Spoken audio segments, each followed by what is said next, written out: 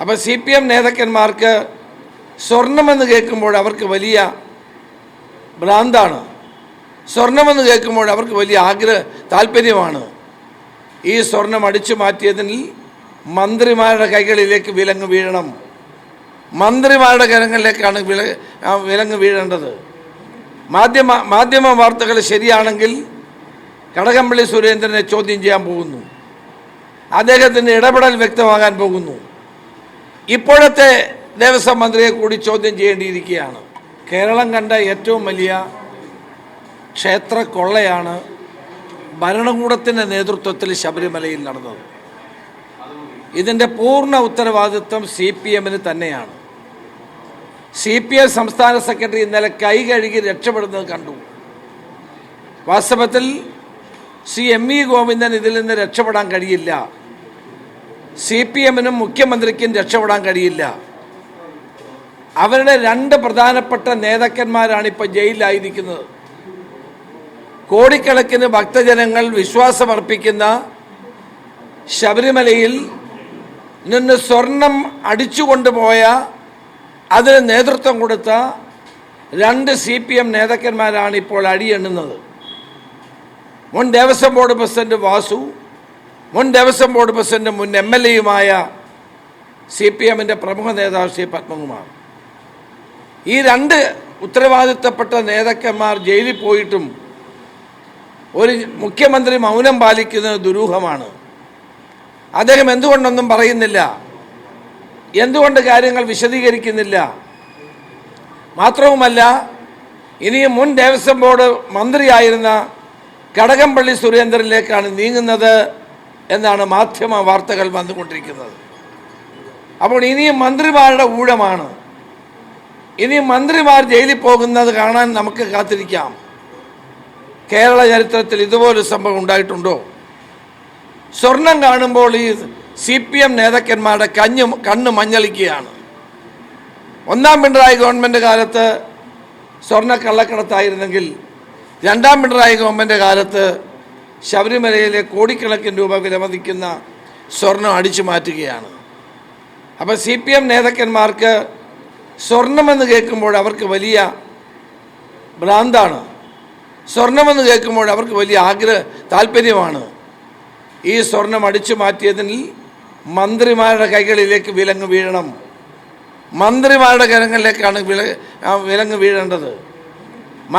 മാധ്യമ വാർത്തകൾ ശരിയാണെങ്കിൽ കടകംപള്ളി സുരേന്ദ്രനെ ചോദ്യം ചെയ്യാൻ പോകുന്നു. അദ്ദേഹത്തിൻ്റെ ഇടപെടൽ വ്യക്തമാകാൻ പോകുന്നു. ഇപ്പോഴത്തെ ദേവസ്വം മന്ത്രിയെ കൂടി ചോദ്യം ചെയ്യേണ്ടിയിരിക്കുകയാണ്. വാസവനെ കൂടി ചോദ്യം ചെയ്യാതെ കാര്യങ്ങൾ വ്യക്തമാവുകയില്ല. അപ്പോൾ ഇവിടെ നടക്കുന്ന ഈ വലിയ നടന്ന ഈ കൊള്ളയിൽ എങ്ങനെ മുഖ്യമന്ത്രിക്ക് മൗനം പാലിക്കാൻ കഴിയും? എങ്ങനെ അദ്ദേഹത്തിന് മാറി നിൽക്കാൻ കഴിയും? തൻ്റെ രണ്ട് പ്രധാനപ്പെട്ട സഹപ്രവർത്തകരെ പോലീസ് അറസ്റ്റ് ചെയ്ത് റിമാൻഡ് ചെയ്തിരിക്കുന്നു. ഭരണകൂടത്തിന് എന്താ പറയാനുള്ളത്?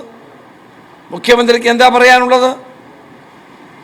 അപ്പോൾ ജനങ്ങൾക്ക് വിശ്വാസം തോന്നത്തക്ക നിലയിലുള്ള അന്വേഷണം കൂടുതൽ ശ്രദ്ധാപൂർവം മുന്നോട്ട് പോകുമ്പോൾ എന്തുകൊണ്ട് തൻ്റെ സഹപ്രവർത്തകർ ജയിലിലാകുമ്പോൾ മുഖ്യമന്ത്രി മൗനം പാലിക്കുന്നു? വിശ്വാസ സമൂഹത്തെ സംബന്ധിച്ചിടത്തോളം ഏറ്റവും വലിയ വേദനയോടുകൂടിയാണ് ഈ സംഭവങ്ങൾ കാണുന്നത്. കോടിക്കണക്കിന് ഭക്തജനങ്ങൾ വരുന്ന സ്ഥലമാണ് ശബരിമല. വൃശ്ചിക 1 നട തുറക്കുമ്പോൾ വന്നു ചേരുന്ന കോടിക്കണക്കിന് ഭക്തജനങ്ങൾക്ക് വേണ്ടി ഒരു സൗകര്യം അവർ ചെയ്യുന്നില്ല. ശബരിമലയെ തകർക്കാനാണ് CPM ഗവൺമെൻറ് ശ്രമിക്കുന്നത്. യുവതി പ്രവേശനം നടത്തി തകർക്കാൻ നോക്കി, നടന്നില്ല. അത് കഴിഞ്ഞ് സ്വർണ്ണക്കൊള്ള നടത്തി തകർക്കാൻ നോക്കുന്നു, നടന്നില്ല. ഇപ്പോൾ വൃശ്ചിക 1 നട തുറക്കുന്നതിന് മുമ്പ് ചെയ്യേണ്ട മുന്നൊരുക്കങ്ങളൊന്നും ചെയ്തിട്ടില്ല. 15-20 മണിക്കൂർ ആളുകൾക്ക്, ഭക്തന്മാർക്ക് കാത്തു നിൽക്കേണ്ട, ക്യൂവിൽ നിൽക്കേണ്ട ഗതികേടാണ് ഇവിടെ ഉണ്ടായിരിക്കുന്നത്. ഇതെല്ലാം സൂചിപ്പിക്കുന്നത് ശബരിമലയെ തകർക്കാൻ CPM ഗവൺമെൻറ്റും ഗൂഢാലോചന നടത്തുന്നു എന്നുള്ളത് തന്നെയാണ്. അതുകൊണ്ട് ഈ യഥാർത്ഥ കള്ളന്മാരെ മുഴുവൻ പുറത്തു കൊണ്ടുവരണം. മന്ത്രിമാരടക്കമുള്ളവരുടെ കയ്യിൽ കയ്യാമം വെച്ച് അവരെ ജയിലിലെത്തിക്കുക എന്നുള്ളതായിരിക്കണം SITയുടെ നേതൃത്വത്തിൽ നടക്കേണ്ട പ്രവർത്തനം. സർക്കാർ CPM പറയുന്നത് അറസ്റ്റ് നടത്തുന്നതിനപ്പുറം അന്വേഷണത്തിൽ ഒരു തരത്തിലും സർക്കാർ ഇടപെടുന്നില്ല, സുതാര്യമാണ് അന്വേഷണം. കാരണം ഇടതുപക്ഷം ഭരിക്കുമ്പോൾ 2 ഇടതുപക്ഷ നേതാക്കന്മാരകത്ത് പോകുന്നത് അത് വളരെ ചെറുതാക്കി കാണാൻ പറ്റും. നേരത്തെ പറഞ്ഞത് ഞങ്ങൾക്ക് ആർക്കും പങ്കില്ല, ഒരു തരം സ്വർണം പോലും നഷ്ടപ്പെടില്ല എന്നാണ് പറഞ്ഞത്. ഇതിപ്പോൾ കോടതിയുടെ നിയന്ത്രണമുള്ളത് കൊണ്ടല്ലേ നടക്കുന്നത്. കോടതിയുടെ നിയന്ത്രണത്തിൽ സമയബന്ധിതമായ ഒരു അന്വേഷണം നടക്കുന്നതുകൊണ്ടല്ലേ ഇത് ഇവരുടെ എല്ലാം കയ്യിൽ കയ്യാമം വെക്കുന്നത്. ഇല്ലെങ്കിൽ എവരുടെ ആരെങ്കിലും കയ്യാമം വെക്കാൻ കഴിയുമായിരുന്നോ, തൊടാൻ കഴിയുമായിരുന്നോ? അപ്പോൾ അതിൻ്റെ ക്രെഡിറ്റ് ഗവൺമെൻറ് അല്ല, കോടതിക്കാണ്. അതിൻ്റെ നന്മ കോടതിക്കാണ്. കോടതി പറഞ്ഞതുകൊണ്ടാണ് ഇപ്പോൾ ഈ അന്വേഷണം നിഷ്പക്ഷമായി നടക്കുന്നത്. അല്ലായിരുന്നെങ്കിൽ ഒരു അന്വേഷണം നടക്കത്തില്ലായിരുന്നു.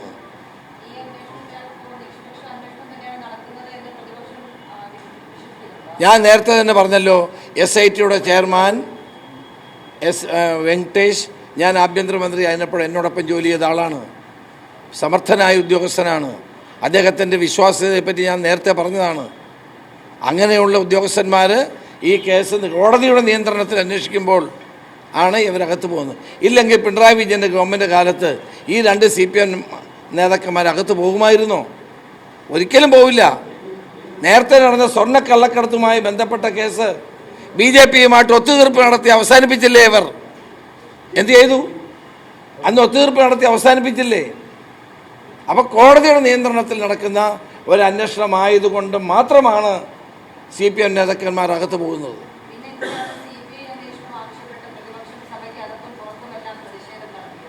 ഞങ്ങൾ പറഞ്ഞത് എന്താ? കോടതിയുടെ നിയന്ത്രണത്തിൽ CBI അന്വേഷണം. കാരണം ഇവരുടെ പോലീസ് അന്വേഷിച്ചാൽ സത്യം തെളിയില്ല എന്നറിയാവുന്നത് കൊണ്ട് തന്നെയാണ്. മുൻകാല അനുഭവങ്ങളുടെ അടിസ്ഥാനത്തിലാണ് ഞങ്ങൾ നിയമസഭയ്ക്കകത്തും പുറത്തും പറഞ്ഞത് CBIയുടെ അന്വേഷണം വേണം, എവരന്വേഷിച്ചിട്ട് കാര്യമില്ല, അത് കോടതിയുടെ നിയന്ത്രണത്തിൽ അന്വേഷണം വേണമെന്ന് പറഞ്ഞത്. പക്ഷെ കോടതി തന്നെ നേരിട്ട് അന്വേഷണം നടത്താനും ടൈം ഫ്രെയിം വെക്കാനും മുന്നോട്ട് വന്നപ്പോൾ ഞങ്ങൾ അതിനെ അംഗീകരിക്കുകയാണ് ചെയ്തത്. അത് മറക്കരുത്.